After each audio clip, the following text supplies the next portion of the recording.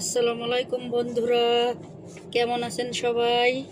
সবাইকে জানাই স্যাটারডে শুভ সকাল। আমার শরীরটা একটু খারাপ আছে, কাশি ঠান্ডায়। হংকংয়ের আবহাওয়া অনেক খারাপ এখন। এই রোদ, এই বৃষ্টি, এই মেঘ, এই ঝলমলে রোদ উজ্জ্বল হয়ে উঠছে নানান সমস্যার মাধ্যমে। হংকংয়ের ম্যাক্সিমাম 95% মানুষ অসুস্থ।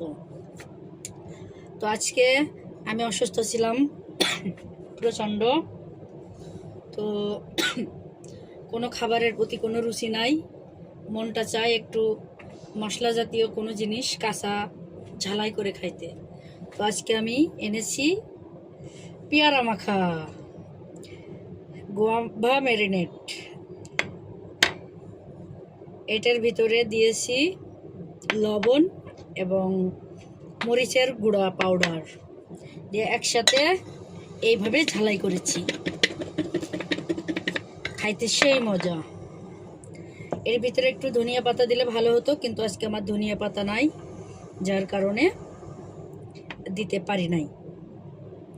আজকে পর্যন্তই। সবাই আমার মতো পেয়ারা মাখা করে খাবেন, রুচি আসবে, রুচি সেই মজা। সবাইকে ধন্যবাদ।